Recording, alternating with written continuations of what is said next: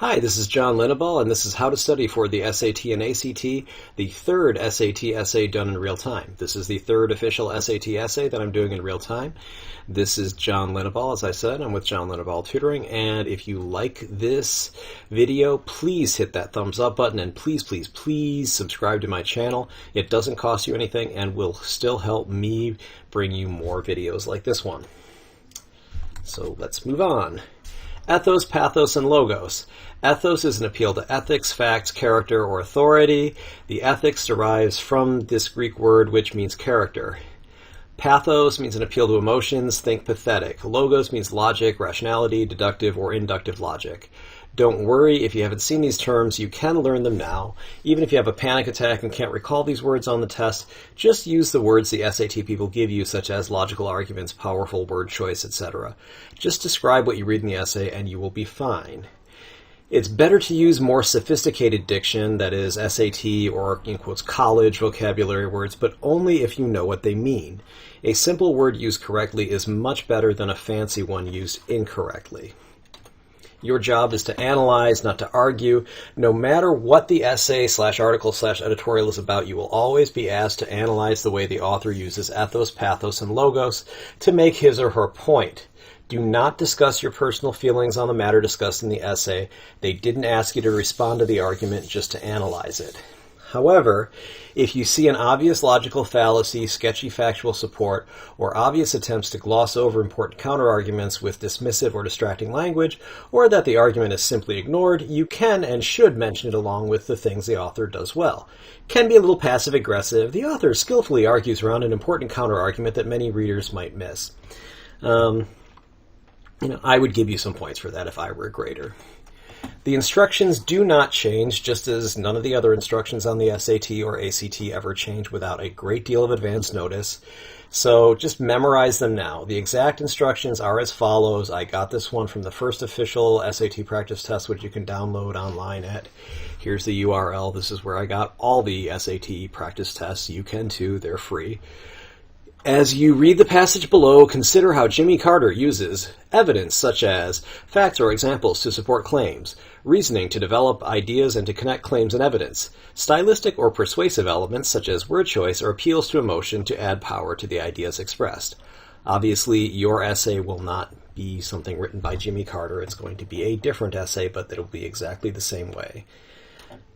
Here are the instructions from the College Board at the end of the essay. There's a little box at the end of the essay. Write an essay in which you explain how Jimmy Carter builds an argument to persuade his audience that the Arctic National Wildlife Refuge should not be developed for industry.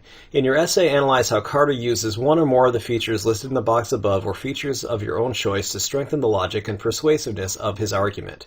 Be sure that your analysis focuses on the most relevant features of the passage. Your essay should not explain whether you agree with Carter's claims, but rather explain how Carter builds an argument to persuade his audience. Notice that the instructions say exactly what I told you they would. And also notice that they tell you what the point of the essay is. In this case, that the Arctic National Wildlife Refuge should not be developed for industry. You don't even have to find it for yourself, and you don't even have to rephrase it. You can just plug it right in.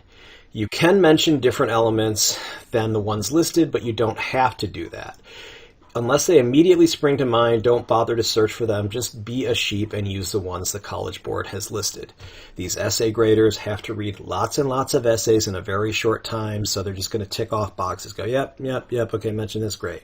If you write something that's way different, they're going to have to spend more time. They might think it's creative, but also they're going to notice mistakes that you make much more rapidly. They're going to stick out a lot more than they would if you were just being a sheep. Believe me, I know this from grading essays for test prep companies, things like that. Okay? All right, so let's get started. I'm going to open the essay from practice test number 2, which I haven't seen before as far as I recall. I'm going to do everything within the 50 minutes that you'll get. Unlike you, unless you have a special accommodation, I will be doing this on a computer, but I couldn't do this well if I actually wrote it. My handwriting is awful. I'd have to take pictures of it, etc. And I plan to do this by breaking it down into ethos, pathos, and logos sections, rather than analyzing each paragraph of the essay individually, as I did in my first SAT done in real-time video. The essay I do will end up on my blog at the website at www.johnlinneball.com. All right. Let's get started. Here's SAT Practice 2 essay, and boom. Okay, so SAT Practice, essay number 2. The essay gives you an opportunity to show how effectively you can read and comprehend a passage. Okay, so why am I reading this? I just told you not to do that. Dope. Okay, so it is 6:50 p.m., so I will have until 7:40 p.m. to finish this. Okay, consider how Martin Luther King Jr. uses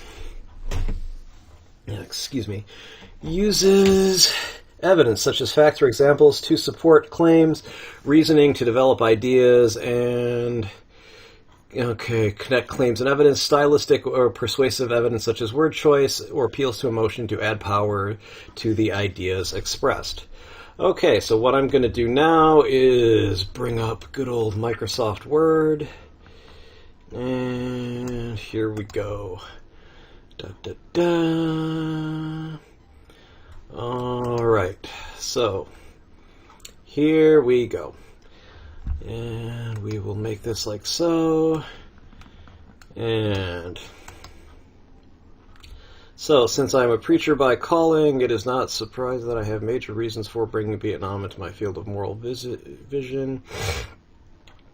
There is at the outset a very obvious and almost facile connection between the war in Vietnam and the struggle I and others have been waging in America. A few years ago, there was a shining moment in that struggle. It seemed as if there was a real promise of hope for the poor.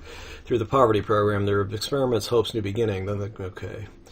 So, then the build-up came to Vietnam, and I watched this program broken and eviscerated as if it were some idle political plaything of a society gone mad on war.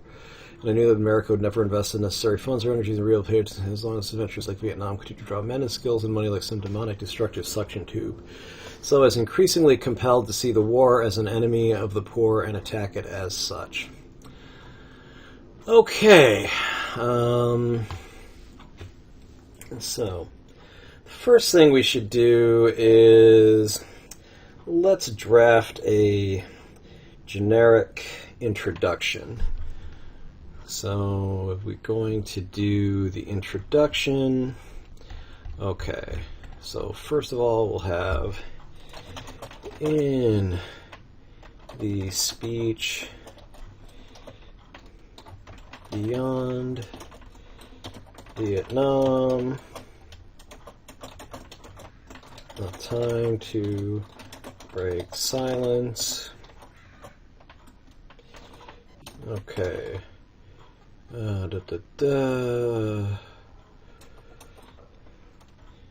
Dr. Reverend Martin Luther King Jr. makes a compelling case for. Now let's see what he's making the case for. Okay, obviously, probably withdrawal from Vietnam, and okay, that the American involvement in the Vietnam War is unjust. Okay, for the proposition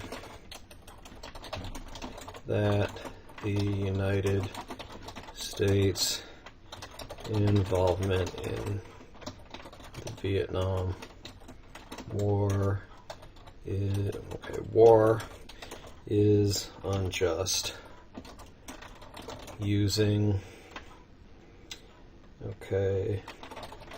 ethos, facts, and commonly accepted propositions, and commonly accepted values,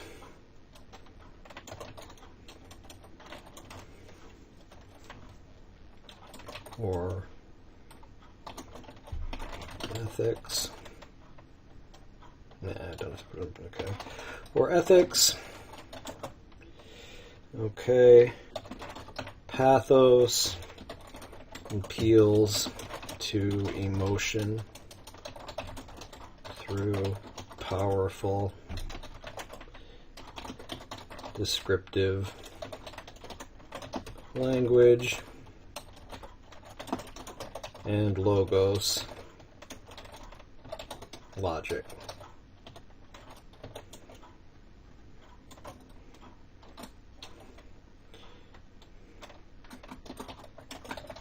Dr. King's speech makes a powerful moral argument for U.S. withdrawal from Vietnam and a renewed American commitment to the war on poverty in the U.S. itself. Okay, the first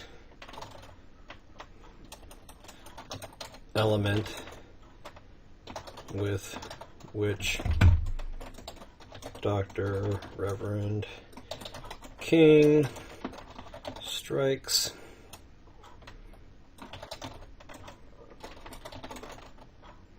the reader is pathos.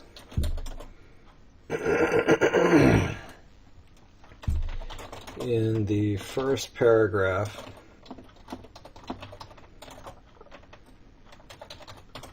King refers to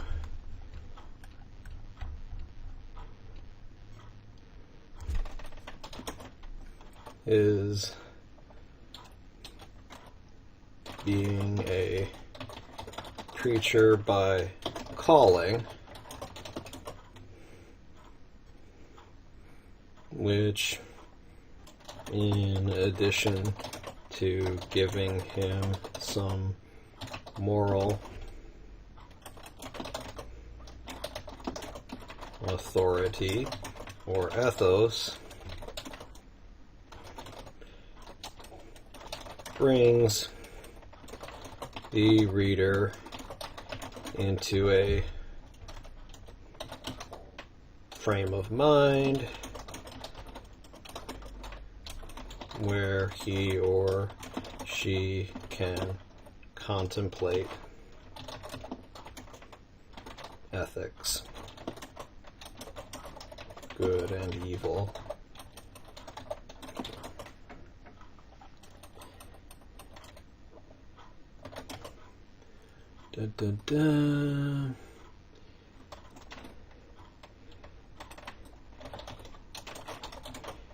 King then describes the poverty program, commonly referred to as the War on Poverty, as a shining moment in that struggle, namely the battle for civil rights for African Americans and other minorities in the U.S. Okay. He references, experiments, hopes, and new beginnings,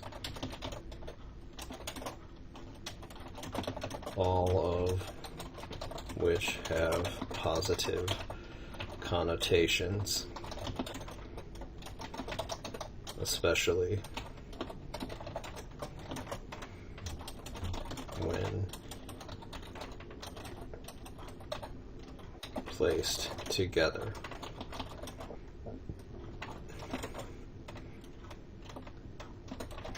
This happy juxtaposition of positive terms, however, immediately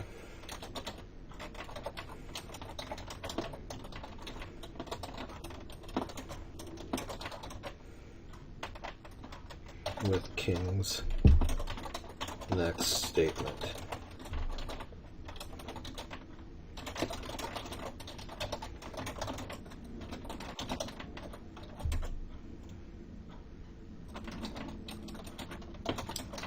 Even without more, that is immediately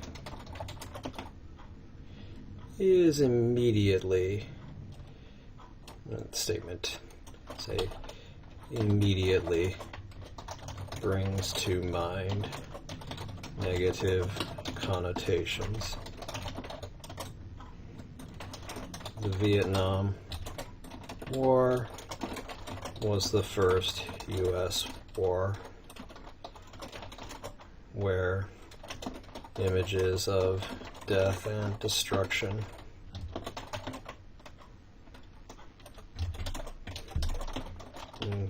including the deaths of U.S. troops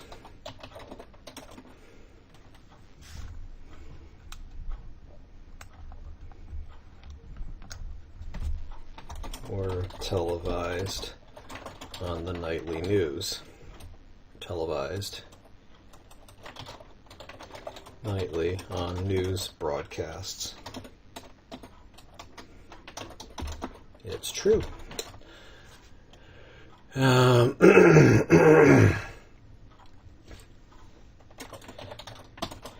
King then mentions that the war caused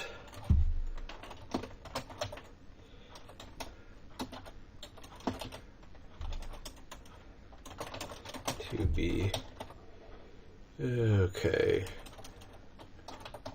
broken and eviscerated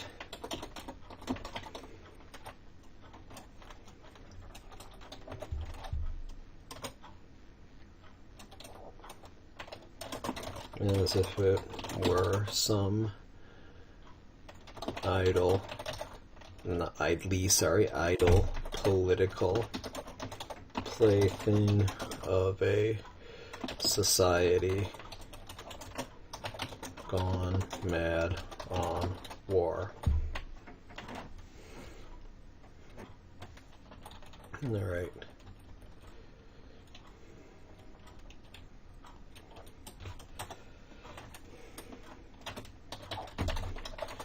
Obviously, the image of U.S., of American society as some kind of psychopathic child destroying important social programs in order to pursue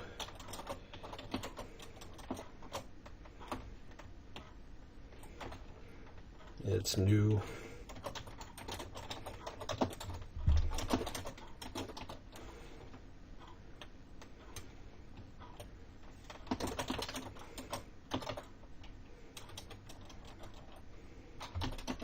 unwanted plaything.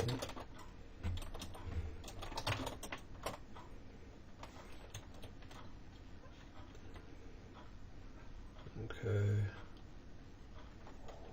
Let's make an unwanted toy in order to pursue its new play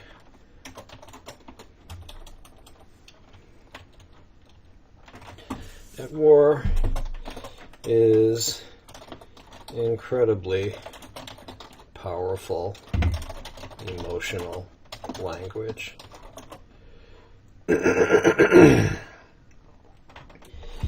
Eviscerated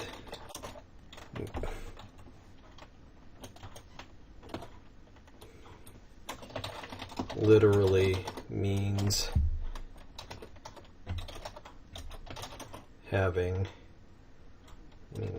means a person or being's internal organs or viscera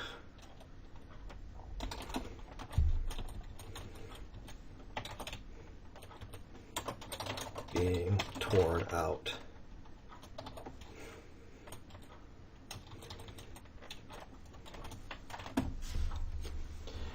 Okay.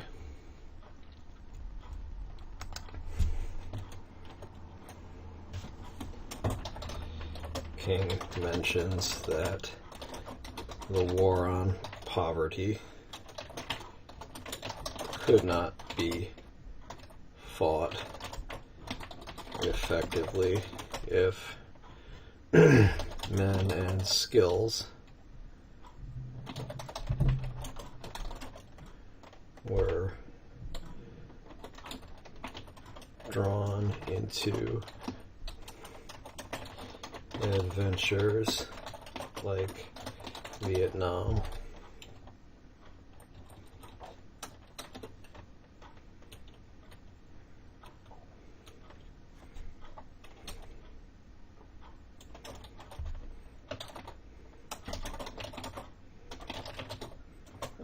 Like some demonic, destructive suction tube.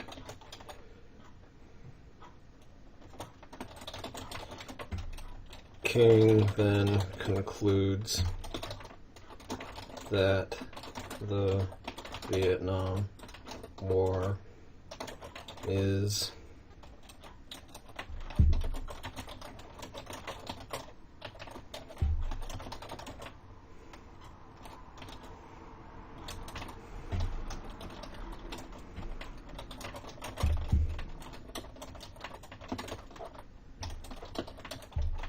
requires him to attack it as such. In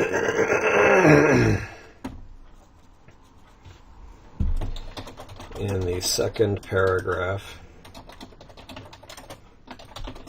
King notes that the Vietnam War was not only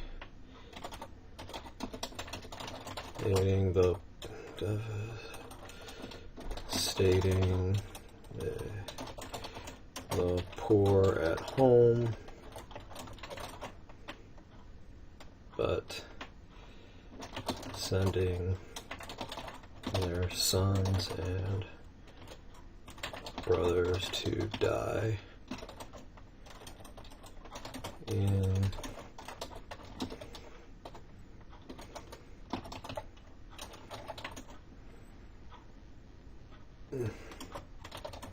high proportions relative to the rest of the population.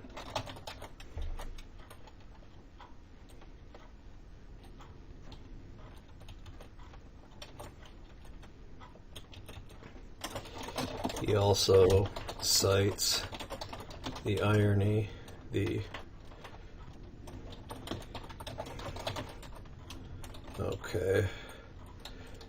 I can't type today. The cruel irony,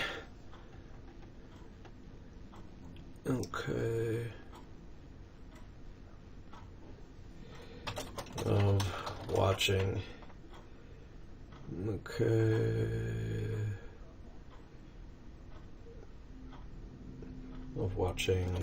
black young men fight to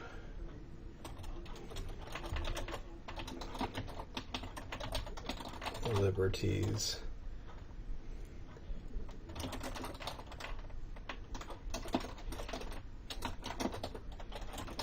which they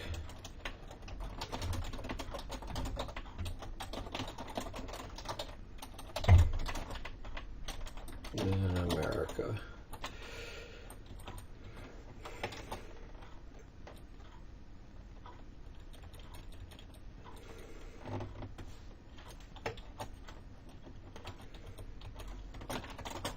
He succinctly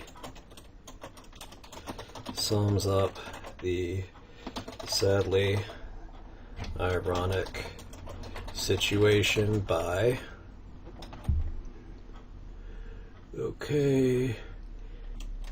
stating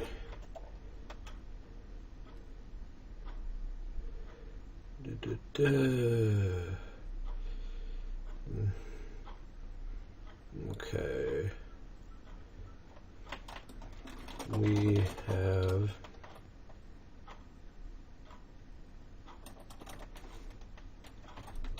you can put the W in brackets here when you're going to start with. You're not going to start with the beginning of the original sentence, so instead of and so, just we have been repeatedly faced with the cruel irony of watching Negro and white boys on TV screens as they kill and die together for a nation that has been unable to seat them together in the same schools. You bet. Unable to seat them in the same schools. Cruel irony of got it done. Okay, so we watched him in Brutal burning the huts of a poor village. They hardly live on the same block of Chicago. King cites two similar segregation in housing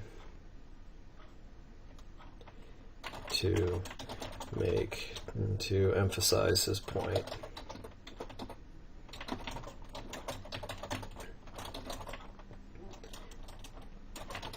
That blacks dying for freedom denied to them at home was not only the most savage form of injustice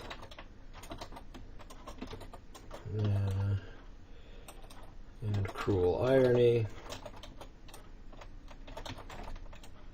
and hypocrisy.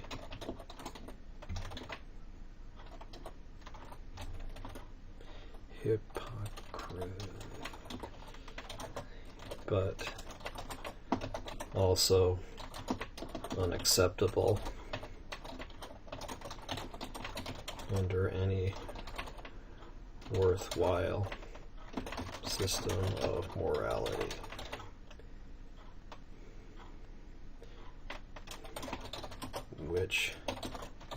Which leads him to the conclusion,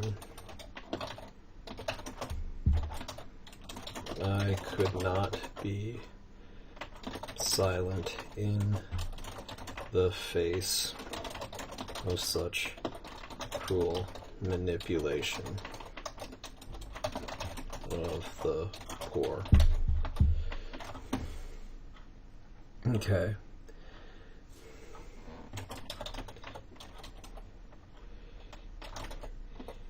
King's citation to the facts of school and housing segregation,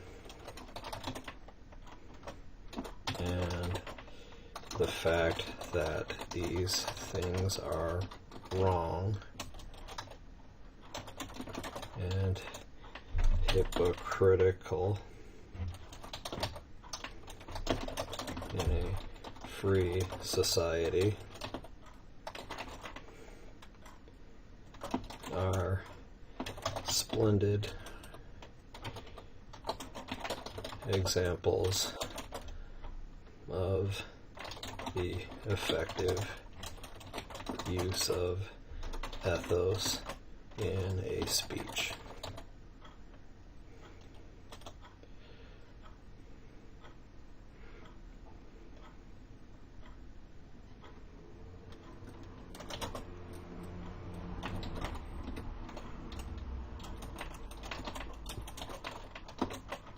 In the third paragraph,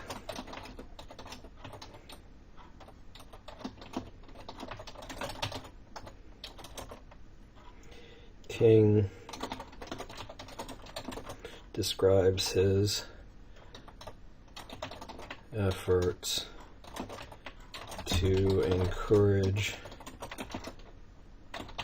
African Americans to shun violence, shun violent protests, stating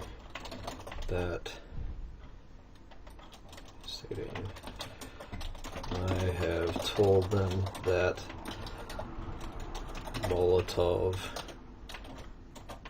cocktails and rifles would not solve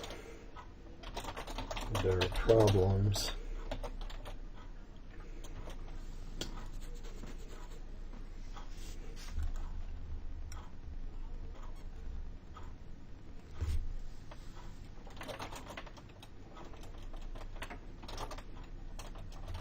While facing the counter argument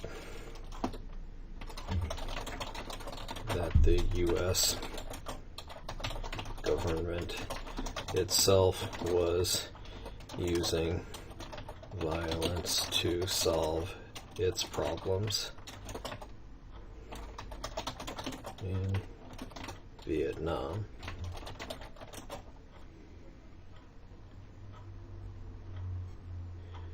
Okay.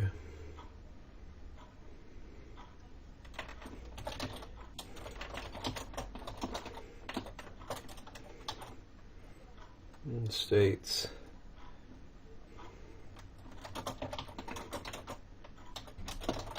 I knew I could never again raise my voice.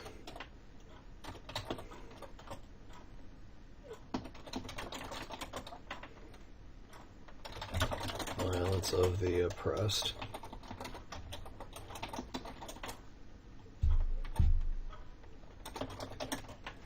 For example, that's what EG means, African Americans.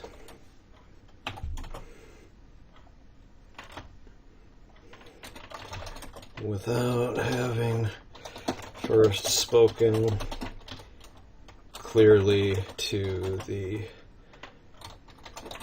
greatest purveyor of violence today. Okay. In the world today, my own government.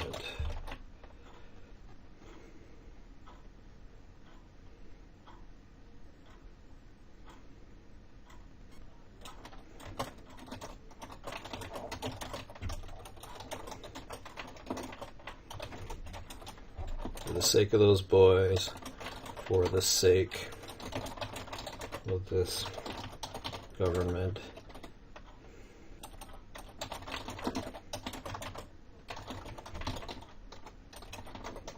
hundreds of thousands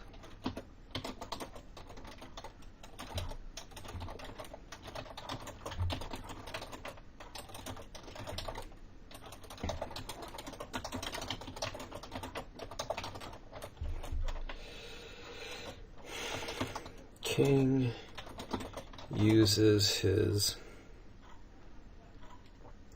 his moral authority as a non-violent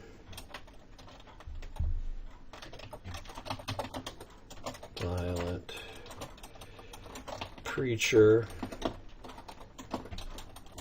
and advocate of non-violence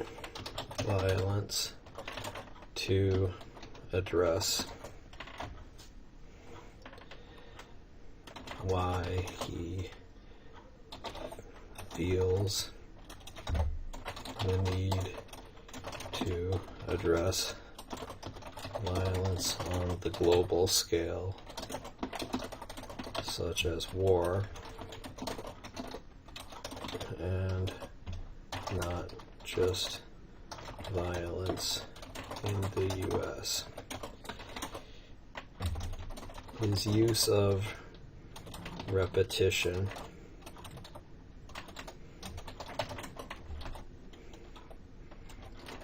with the repeated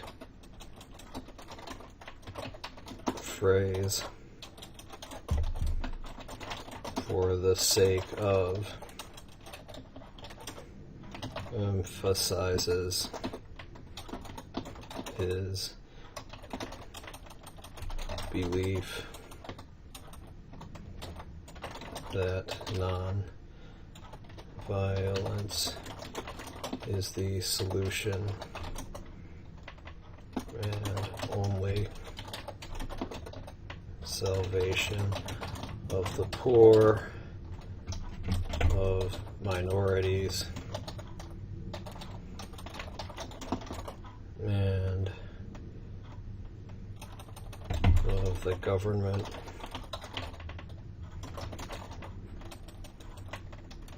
Of the U.S. government.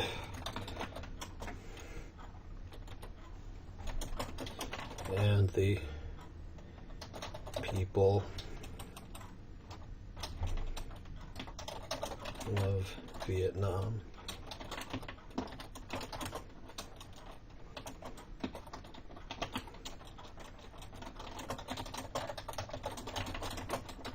In the Vietnam War.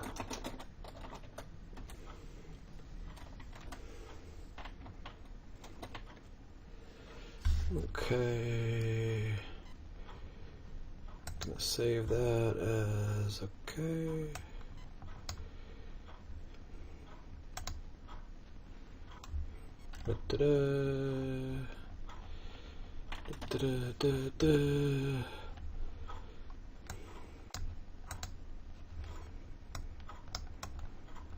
All right.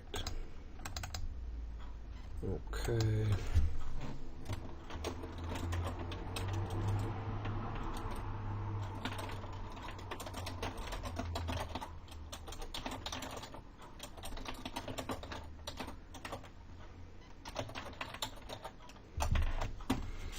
Okay.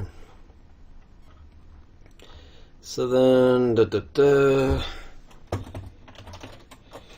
King uses this emotional argument layered upon the ethos of common Christian,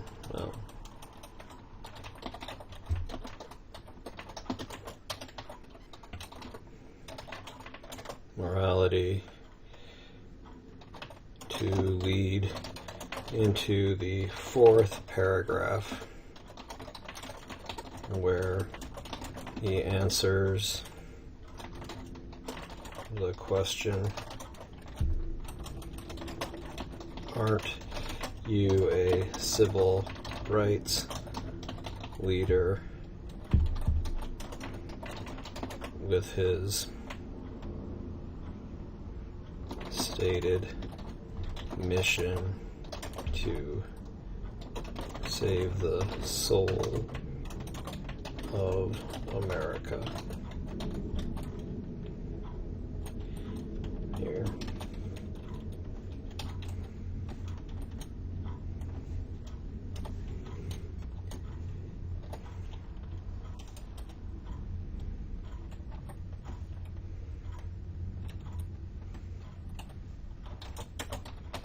from the corrupt use of unjust violence in any form against any person or group.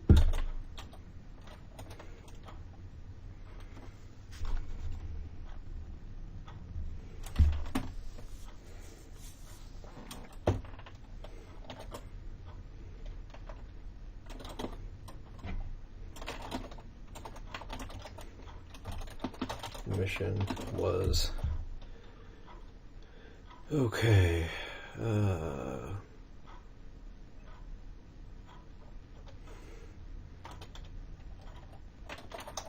Mission could not be limited to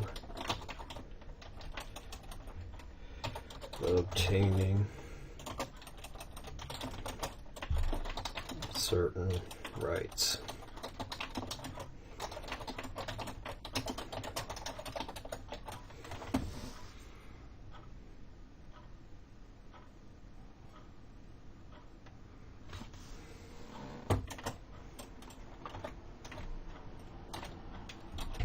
King forcefully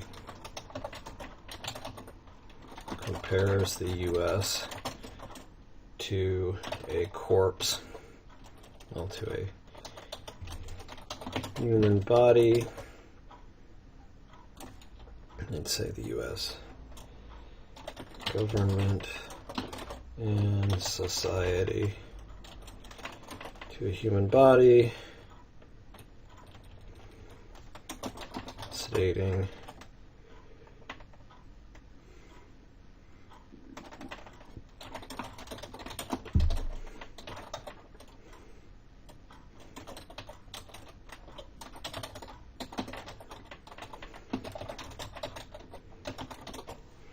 totally poisoned like a dead, like the corpse of a poisoning victim. You can put that in brackets.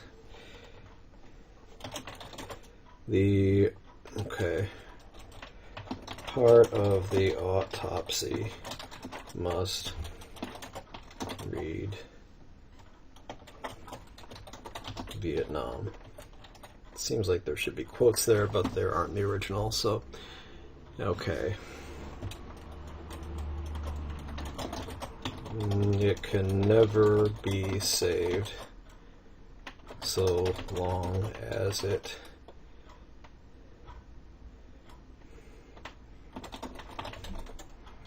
destroys the deepest hopes of men the world over.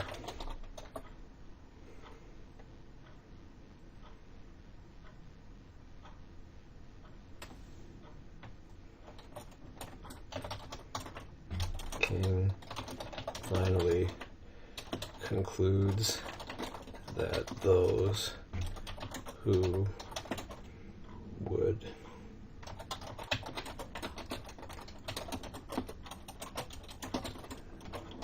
save it from its darkest impulses must head down the path of protest and dissent, working for the health of our land.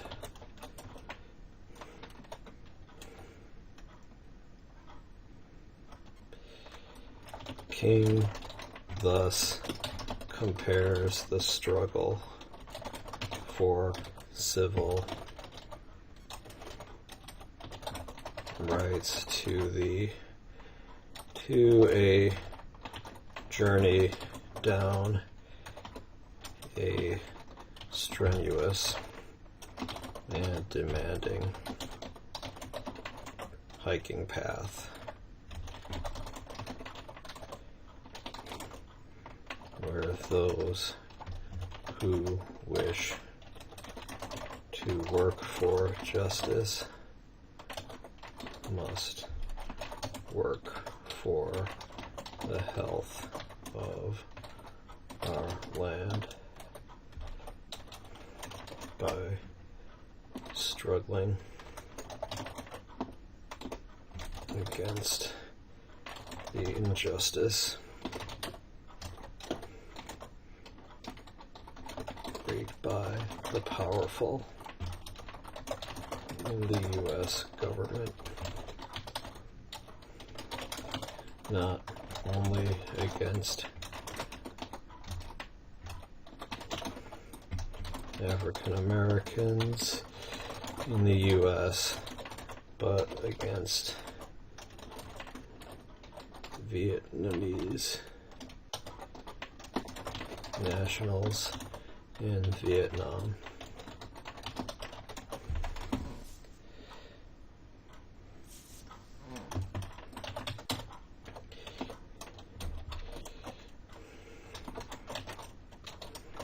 King's use of ethos is detailed above in that he cites to the fact of Vietnam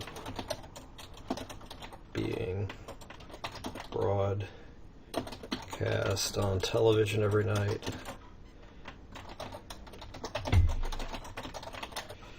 Of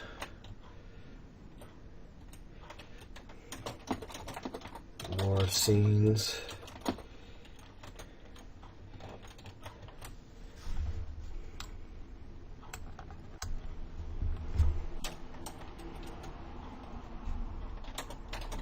the irony of soldiers purportedly fighting for freedom they did not fully possess at home, and the facts of educational and housing segregation.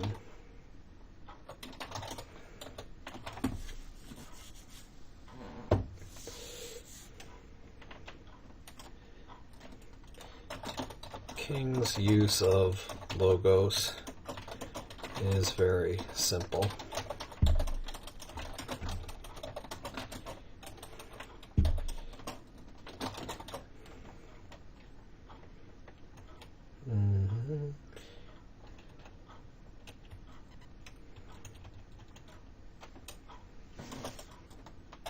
Well, let's see, let's go back to ethos. King also relies on the obvious ideas that unjust death, torture, poverty, and social segregation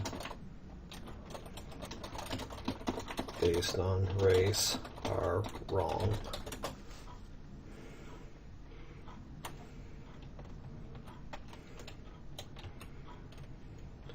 Since he relies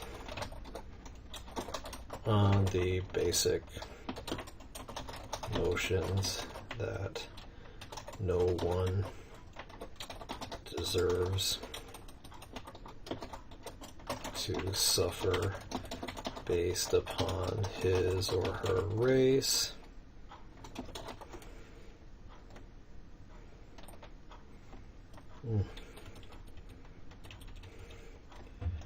Let's see.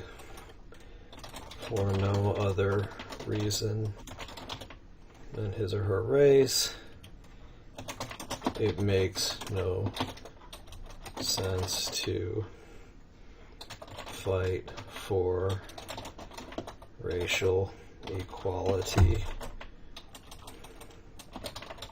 for one group but not another. The Vietnamese.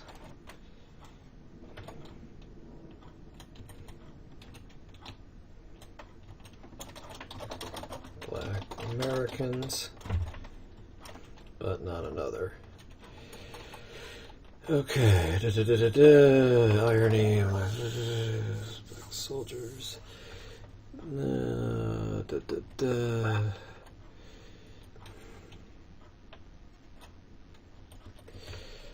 put in a little more ethos. King also cites to the obvious fact that money spent on warfare cannot be spent on social programs.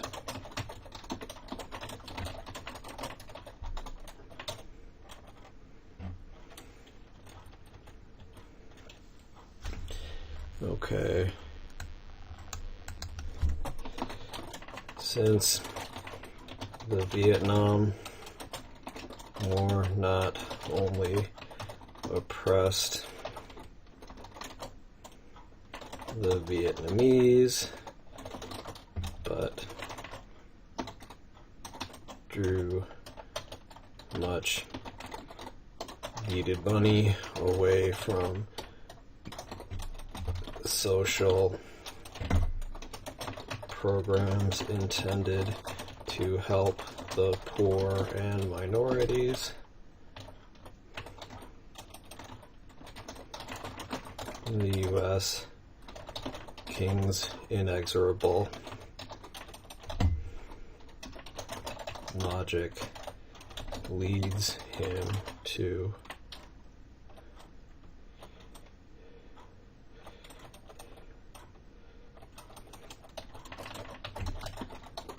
oppose the Vietnam War.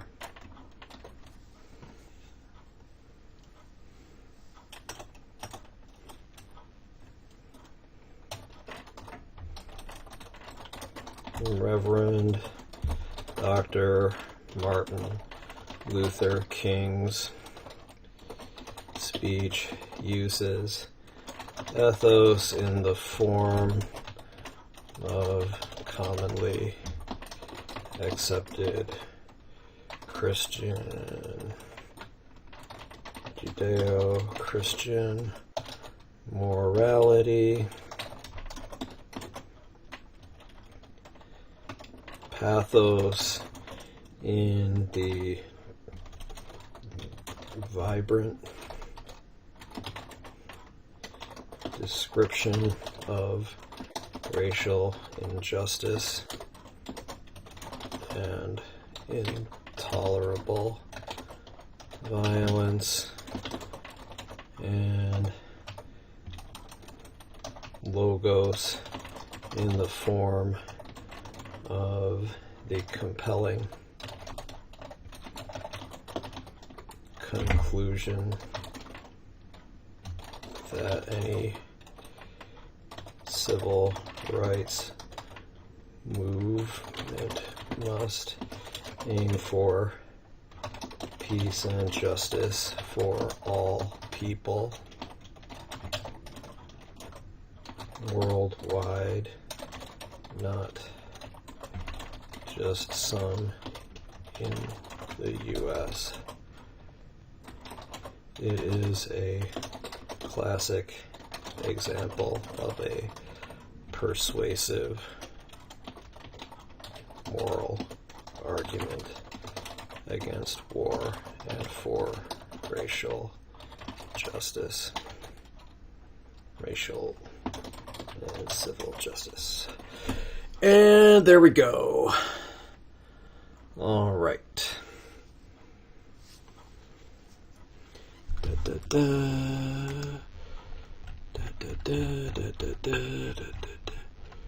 Okay, we can take out this extra space here. And we're still not at the 50 minutes. Okay, so here we go. Hope you enjoyed that. I'll probably go work out at the gym, and then I'll put this up in a little bit. Talk to you later. All right, I hope this helped. Please comment below if you have suggestions, criticism, or praise for me. Please like and subscribe to this channel. I also have a mirror channel in case something happens to this channel. Either way, please like and subscribe to this channel. It's the best way to help me out and get more videos like this. I can be hired for online tutoring or in-person tutoring in the San Francisco Bay Area or other places if I'm traveling there. And thank you so much for watching this. Have a good day.